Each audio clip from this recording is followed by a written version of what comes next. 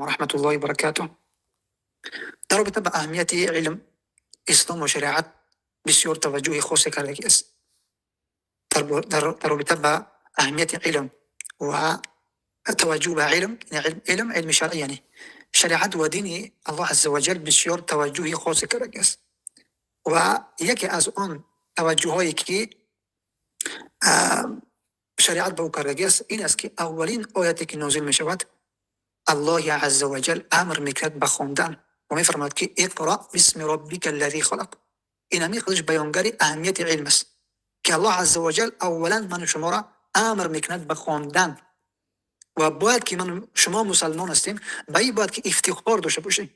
و امروز که دشمنان اسلام دم از ثقافت و پیشرفت و علوم و تکنولوژی که حرف میزنن، باید که من شما افتخار بکنیم، زیرا اولین آیتی که تشویق میکند و امر میکند به خواندن و نوشتن و تعلیم و آموختن و ثقافت و علم این دین اسلام است.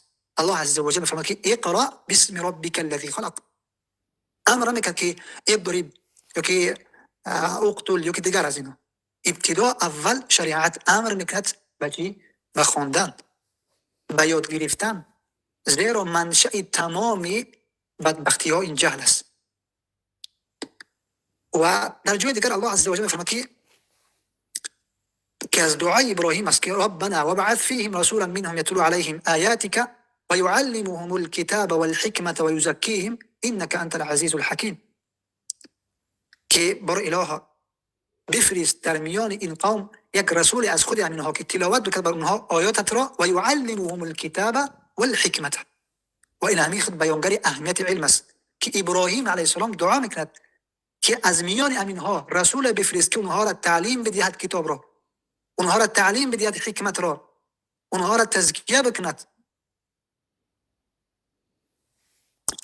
و امام احمد حنبل رحمه الله میفرماید که الناس الى العلم احوج منهم الى الطعام و الشراب.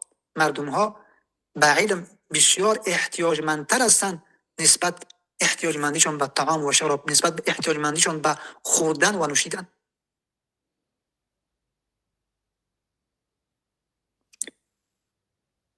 لأن الرجل يحتاج إلى الطعام والشراب في اليوم مرة أو مرتين. بخاطر اینکه یک نفر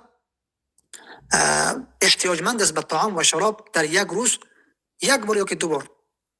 یک شخص احتیاجمندیش به طعام یک روز یا دو روز است، ولكن وحاجته إلى العلم بعدد أنفاسه. ولكن احتیاجمندیش بر علم به اندازه امون نفس کشیشش، به تعداد امون نفس کشیشش هست که این قدر احتیاجمندی به چی دارد؟ به علم دارد. از این خاطر حتی امام احمد حنبل رحمه الله پرسیدن که تو کی، یعنی که طلب علم تو کی باید که باشد؟ گفتن که تا قبر، تا وفات کردن. و اینمی از منهج اهل سلف رحمه الله بودگی و که از موافقت های سلف رحمه الله که اونها توانستند در مقابل همه افکارهای دشمنان اسلام ایستادگی بکنن، اونها تمسکشون به علم بده، جنگ زدن به علم، انتشار علم. از این خاطر هر عقیده فاسدی که بالای اونها حمله میکرده که اونها چیکار میکردن؟ اونها به علم اونها جواب میدادن و مردم مسلط به علم بدن. حتی تا جایی که حتی بعضی از فرقه های منحرف اینقدر یعنی که میترسیدن عقیده های باطل خود را ظاهر بکنن. به خاطر چی؟ به خاطر همون کثرت و منتشر شدن علم و اهل علم و طلاب علم. از این خاطر شریعت یعنی که توجه خاصی کرده که است به آموختن علم، به طلب کردن علم و در همینجا قدر اکتفا میکنیم. و حتی در آیت دیگه است که رب زدنی علما وقل رب زدنی علما. الله عز و جل رسول اکرم صلی الله علیه و سلم را امر میکرد به زیادت علم. به هیچ چیز به زیادتش امر نمیکرد الا مگر به زیادت طلب علم. و این خود بیانگری اهمیت علم است. پس باید که هر مسلمان به قدر استطاعتش باید که علم بیاموزد و اولین علمی که باید که میآموزد او علم توحید است، علم عقیده است. اون علمی که عقیده انسان و اسلام یک انسان قائم می شود باید که او را بیاموزد. ضرورت است که باید که او را تعلیم بگیرد و او را باید که بیاموزد تا اینکه بتواند که در زمان فتنه از تمام این فتنه ها در حفظ و در امن قرار داشته باشد. بارک الله فیکم.